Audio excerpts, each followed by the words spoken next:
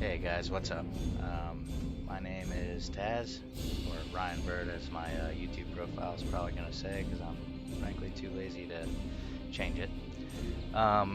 Today I wanted to get started and kind of put a little bit of a mission statement out there, and kind of get my goals out there so that hopefully folks that are watching my tutorials as they come out can kind of understand what it is that I'm attempting to accomplish and see if those goals line up with what it is that you're trying to learn. So anyways, let's get started.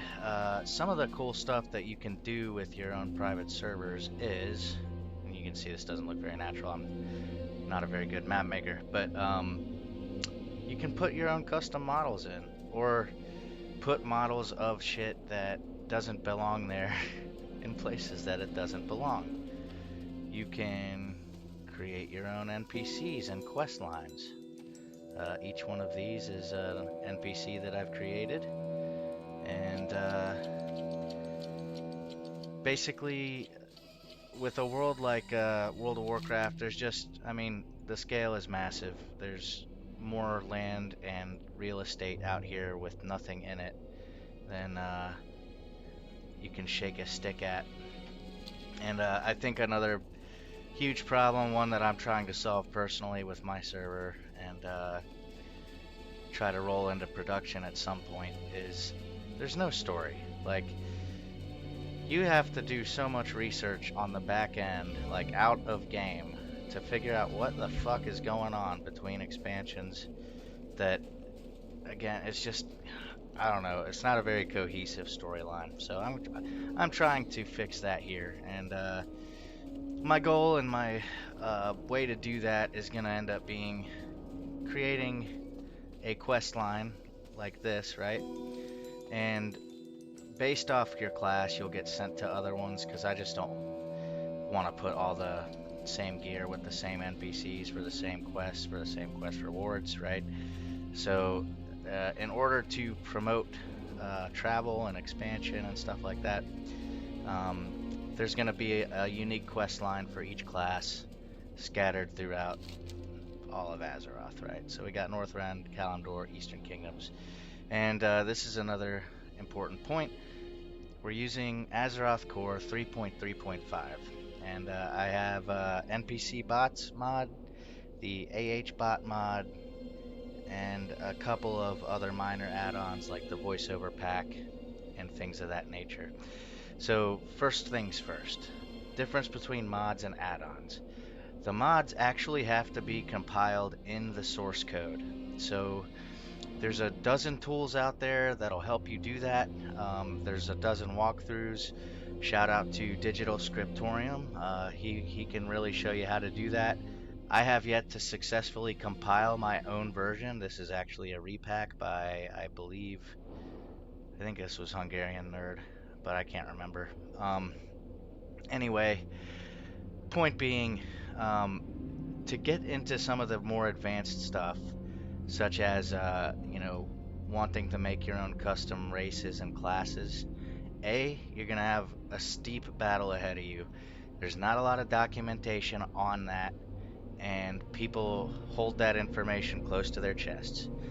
I think part of that's because a lot of these folks are monetizing their private servers. So, yeah, I don't know. I'm not going to really comment on that, but just in a nutshell, I think it's ridiculous that you're stealing source material and then repacking and charging people to play the game that you're quote-unquote fixing. But that's just me.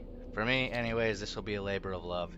And the point will be, once this is all done, to basically release it open source, and hopefully it's really just going to be more of a storyline add. So, if you want to recompile it, fix it, change it, whatever the hell you want to do with it later on, that's up to you guys. It's not going to cost a penny. That's my vision for Azeroth anyway.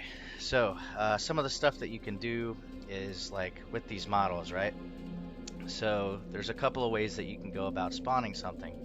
You can permanently spawn something in the world by basically going and typing in a command, right? and then putting in the object ID, which fuck it, in this case,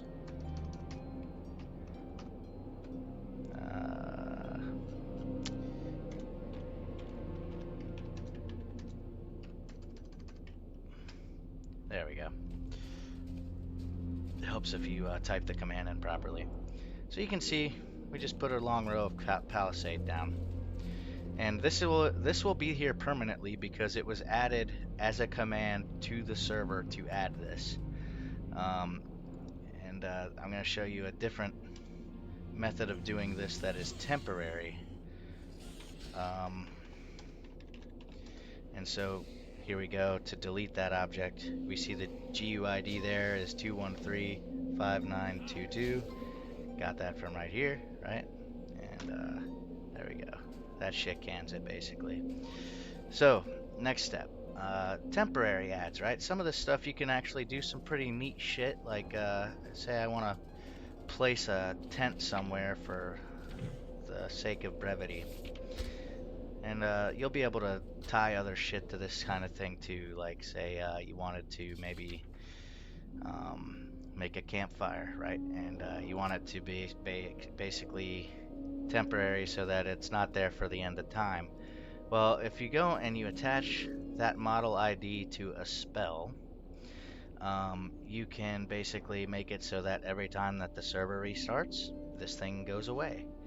I'm sure that there's a better way to do that, such as like a button or something that would dismiss it, almost like a pet, or maybe a macro that would just delete it. I'm not sure. Have not gotten that far to figure it out. I've only started messing with this about 3 weeks ago. But that's one way to do it. And also here you've got we can deploy an anvil, right? So I basically did the same thing here. I attached the model ID basically to a spell, and then I attached the spell to an item, right? So then we go do that, bam. And now we have an anvil, and we can be a blacksmith wherever the hell we want to be. This is shit that's been out on, you know, retail WoW forever, but I just thought that this was kind of cool. Again, this one's directly right here, actually. Stole straight from Dinkeldork, so definitely go check him out. A lot of the baseline stuff that I'm going to show here today was taught basically by him. I just intend to expand a little bit on it for some of the different use cases, because some of the stuff that he's released in short form, you know, 5 to 10 minutes long, it's kind of niche and nuanced, and doesn't really address maybe some of the more general practical uses for shit like this. We also have, like, right here we go, pitch tent, right? So there we go. And you can see too, it's kind of neat that not only am I placing this stuff down, but it's giving me a preview of where that's going to actually end up. Yeah, so now I've got my own little camp. And the tent doesn't really do anything yet. I was thinking of trying to find a way to maybe add storage with it or something along those lines. Who knows? Yeah, maybe if a server was big enough, you could use it for things like PvP or whatever. But anyway, that's the main gist of what all that stuff does. A couple of other things I've done: how to create your own items, how to create your own spells. So for warriors, right, they're kind of, in my humble opinion, in classic WoW, they're a little bit boring. I'm playing as a warrior right now, but I just casted Chain Lightning as a warrior, so because that's a new spell that I made that I attached to the warrior class that you can learn. Same with Mirror Image, same with Blink, only my Blink is better because I get to pick where I land. That's the kind of stuff that you can do. There's actually, yeah, Siege Tower, and you'll notice here too, like this is gonna be too big for it to give me a preview model, so it's still placed, but yeah, it didn't give me the nice looking Siege Tower. I mean, imagine the fun that you could have with this. A quest line where you gotta lead like 50 NPCs or whatever to go scale a wall and attack it and take it over. That's the kind of stuff that I'm trying to introduce into the game, with a cohesive quest line that goes all the way to endgame stuff. But yeah, that's just some of the stuff I've been able to accomplish on my own doing this sort of thing. So if this interests you, keep watching the playlist, and we'll get rolling on step by step how to do this stuff.